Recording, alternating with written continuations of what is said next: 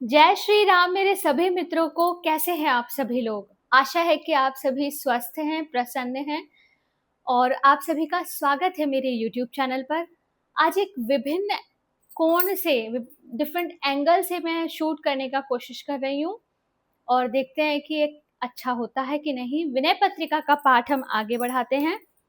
पद संख्या 189। राम कहत चलू, राम कहत चलू, राम कहत चलू भाई रे। नाही तो भव बेगारी मह, परिहे छूटत अति कठिनाई रे। इसकी व्याख्या थोड़ी विस्तृत है। अरे भाई, राम राम राम राम कहते चलो, नहीं तो कहीं संसार की बेगार में पकड़े जाओगे तो फिर छूटना अत्यंत कठिन हो जाएगा।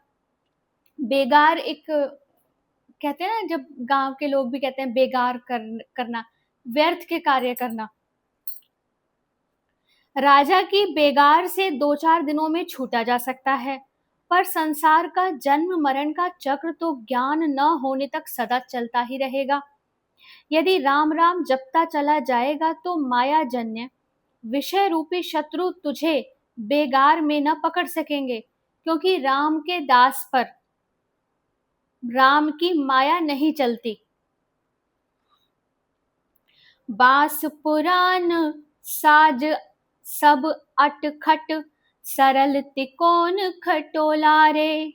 हम ही दिहल करि कुटिल करम चंद, मंद मोल बिनु डोला रे।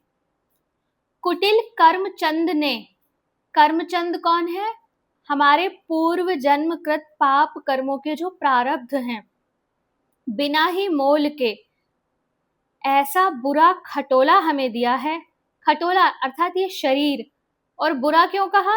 जब शरीर भजनहीन है और तामस प्रधान है, कि जिसके पुराना तो बांस लगा है, जिसके साज सब अंट संट हैं, चित्त की तामस विषयाकार वृत्तियां हैं, जो सीधा त्रिकोण है, अर्थात अर्थ काम सकाम धर्म की प्राप्ति में लगा है।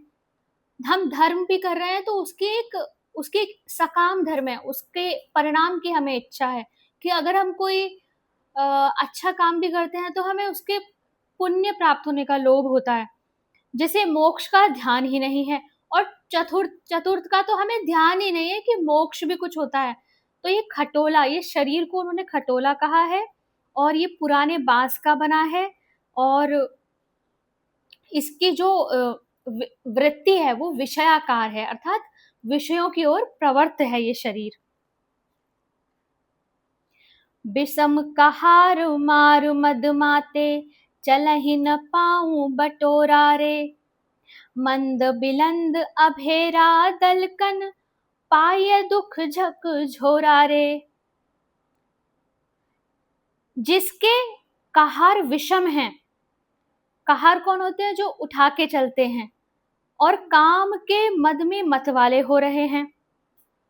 शरीर को चलाने वाली 5 इंद्रियां हैं, ये इनको इंद्रियों को कहार कहा गया।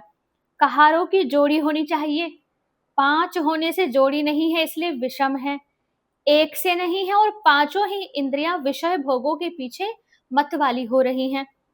कुकर्मों के कारण जब शरीर और मन ही तामस है, तब इंद्रियां विषयों से कैसे हट सकती हैं? और वे पांव बटोरकर समान पैर रखकर नहीं चलते।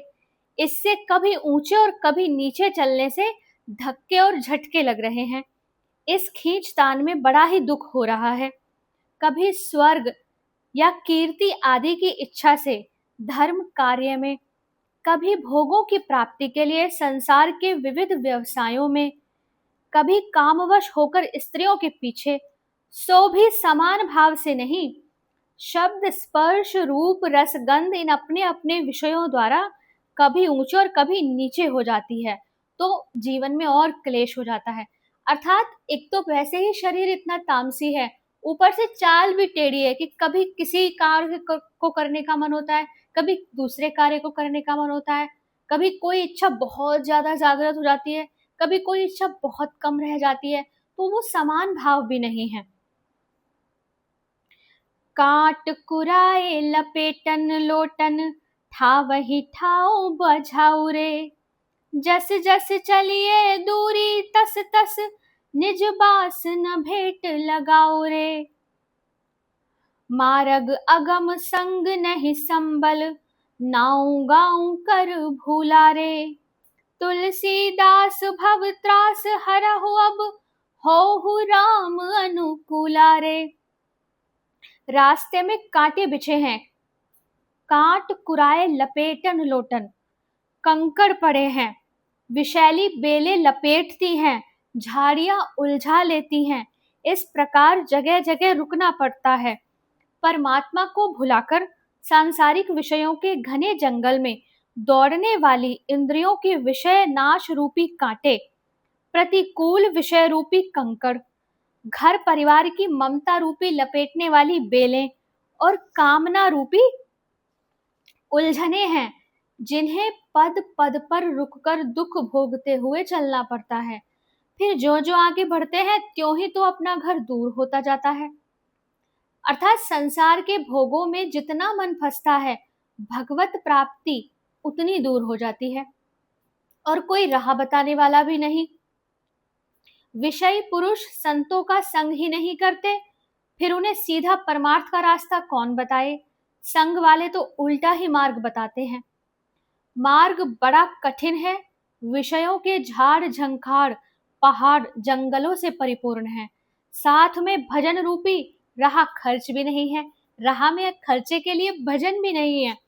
यहाँ तक कि अपने गांव का नाम तक भी भूल गए हैं, भूल कर भी परमात्मा का नाम नहीं लेते। अपना गांव क्या है, कहते हैं ना कि जो आत्मा है वो परमात्मा का अंश है, तो अपना घर तो मूल रूप से परमात्मा में ही है, परमात्मा में मिल जाना ही आत्मा का उद्देश्य है। तो भगवान की कृपा बिना इस शरीर के द्वारा तो परम पद रूपी घर पहुंचना असंभव ही है। इसलिए हे श्री राम जी, अब आप ही कृपा करके इस तुलसीदास के जन्म मरण रूपी संसार भय को दूर कीजिए। कितनी सुंदर तुलना इन्होंने की है। पद संख्या 190 आगे के वीडियो में पढ़ेंगे। जय श्री राम।